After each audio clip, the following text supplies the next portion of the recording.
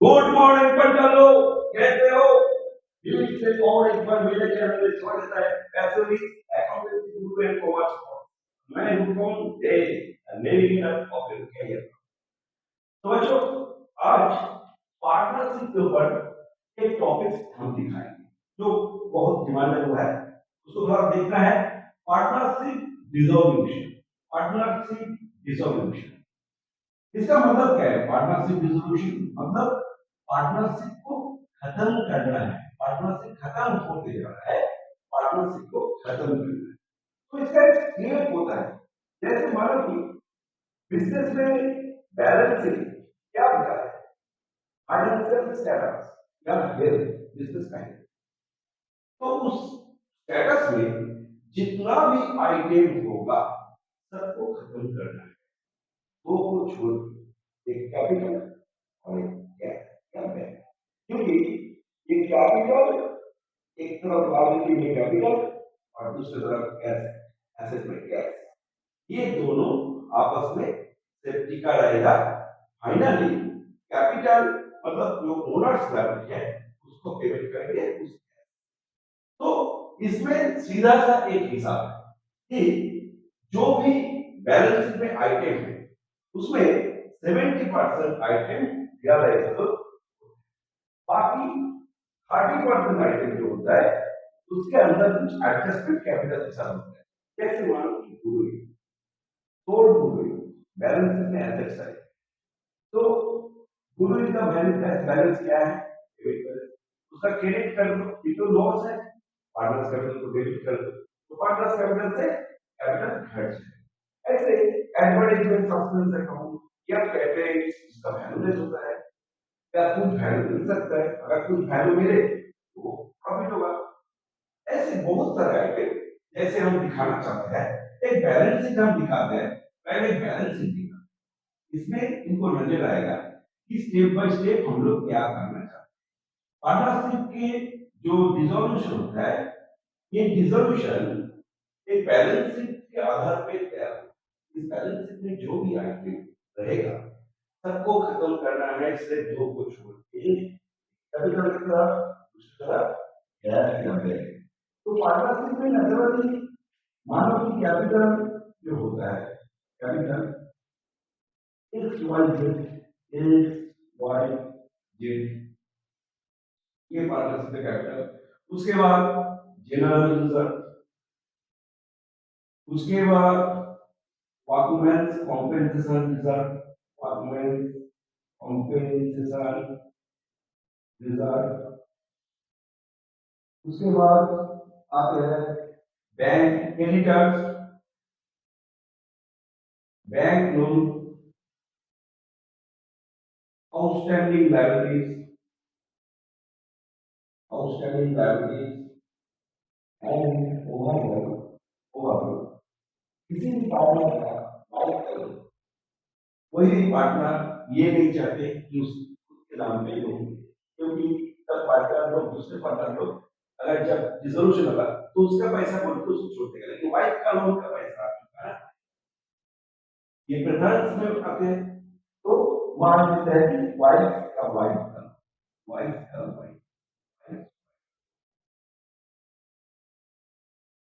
ये जो item balance sheet हम देख रहे हैं ये लायबिलिटीज है। लायबिलिटी साइड इंडिकेट करता है all are credit, all are credit. अभी बैलेंस शीट में एसेट की तरफ तो वो वैसे नाउ एसेट गुडविल, ये गुडविल देखो बेटा, बच्चों लोग जिस बिजनेस में गुडविल शो कर देता है ना वो बिजनेस चलना मुमकिन नहीं। इसके बारे में कुछ जानते हैं, क्योंकि गुडविल इक्वलाइज करता है किसी लायबिलिटी, मतलब लायबिलिटी का बढ़ गया गुडविल से तो बेटा, और goodwill is very dangerous for this. You have to know that short goodwill is very dangerous for our business. Goodwill देखता है, उसके बाद में पेटेंट, चलो पेटेंट को भी पर के पूजा कर मिलेगा, ठीक है, चलो चलो उसको भी खत्म करेंगे। उसके बाद आता है फिक्स्ड एसेट में land and building, plant and machinery, furniture and PCR,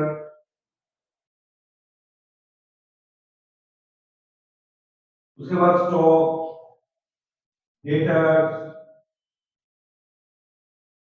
cash,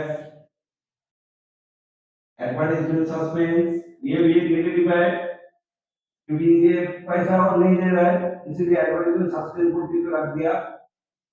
तो इसमें ख्याल करो हमने क्या बोला कि पहले तुम चुनो कि बैलेंस शीट से कौन सा रियलाइज होगा, जिसको बेच के पैसा मिलेगा और जिसको पेमेंट करना है। तो इसमें लैंड बिल्डिंग से लेकर ये डेटा ये हो गया रियलाइजेबल एसेट, जिसको बेच के अब पैसा मिल सकता है। और किसको पेमेंट करना है, क्रेडिटर्स को लेकर ये पेमेंट। तो ज्यादा से प्रॉब्लम में देखा जाता है कि जो व्हाइट लोन है, जिसका व्हाइट लोन है, वो कहता है कि मेरा व्हाइट लोन मैं ले लेता हूँ तो मेरा कैपिटल बढ़ जाएगा तो मुझे ज्यादा पेमेंट, ये होता है व्हाइट व्हाइट लोन। तो अगर इसको छोड़ देते हो कि मान लो कि वाई ले लिया तो ये सर्किल कितना से शुरू हुआ, इसको पेमेंट करना है, पहले इसको पेमेंट। और एक चीज ख्याल करो, general user work based compensation user Y जो है तो टेक ओवर करेंगे, वाई इधर गुडविल, इधर पेटेंट और एडवर्टाइजमेंट, ये तीनों तो लॉस है। तो मैं आया लॉस है तो कैपिटल घट जाएगा, कैपिटल के साथ हम इसको एडजस्ट कर देंगे। और जनरल पार्टनर का डिवाइड में है, पार्टनर के अंदर डिवाइड कर देंगे, व्हाट बेस्ड कॉम्पेंसेशन का पार्टनर का डिवाइड में है, उसको एडिट कर देंगे कैपिटल में, एक पर जीरो को मिलेगा। लेकिन वाई पर जीरो अगर कहते हैं still Y is taken over is Y Y zero, तो वाई का कैपिटल वाई का बन जाएगा और लोन अकाउंट डेबिट करोगे तो स्टेप बाय स्टेप हम चलते हैं। पहले एक चीज रियलाइजेशन, सॉरी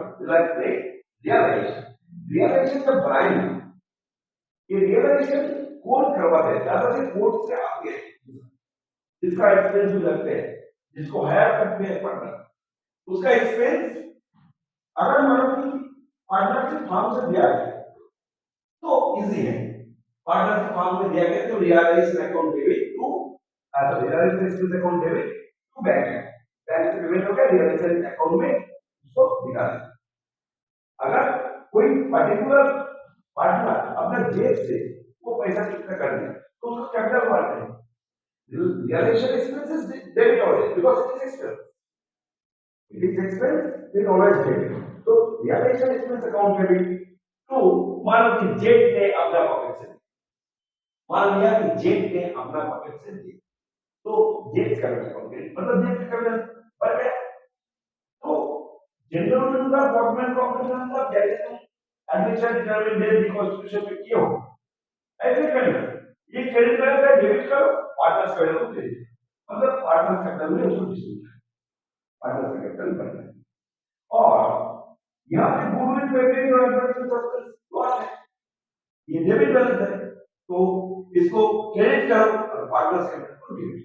तो एक एक करके हम चलते हैं कि पहले कैसे किया जाए, पहले रियलाइजेशन एक्सपेंस के बारे में हम, एक होता है रियलाइजेशन अकाउंट जहां पे तुम ऑल एसेट्स और ऑल लायबिलिटीज जो रियलाइजेबल है उसको पहले ट्रांसफर किए, तो रियलाइजेशन अकाउंट फुल के अकाउंट खाना, रियलाइजेशन अकाउंट, रियलाइजेशन अकाउंट खुल के ये ऑब्लिक सी मत लिखो, इसको पूरा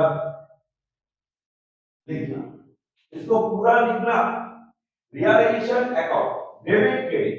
तो डेबिट मतलब जैसे रिवैल्यूएशन किया ना, प्रॉफिट जब होते हैं तब यहाँ पे लिखते हैं और लॉस जब होता है यहाँ पे।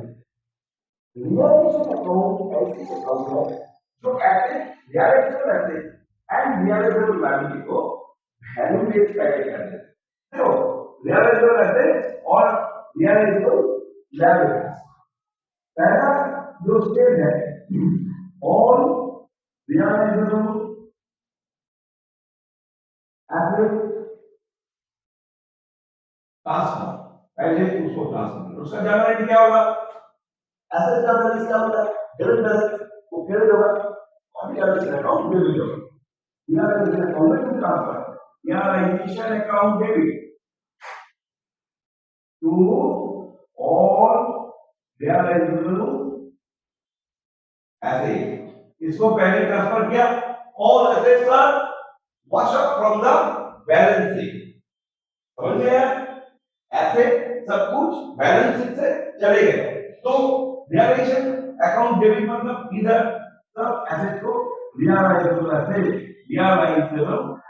एसेट ये बोल के तुम इसको ट्रांसफर करना है और रियलाइजेबल एसेट को तुम ट्रांसफर करना है। और नेक्स्ट जो एंट्री होता है liability, all realisable liability, all realisable liability, इस लायबिलिटी को हम ट्रांसफर करेंगे कहां पे, इसमें ट्रांसफर करेंगे, liability is the credit balance so it is debited, liability is the credit balance so it is debited, तो रियलाइजेबल लायबिलिटी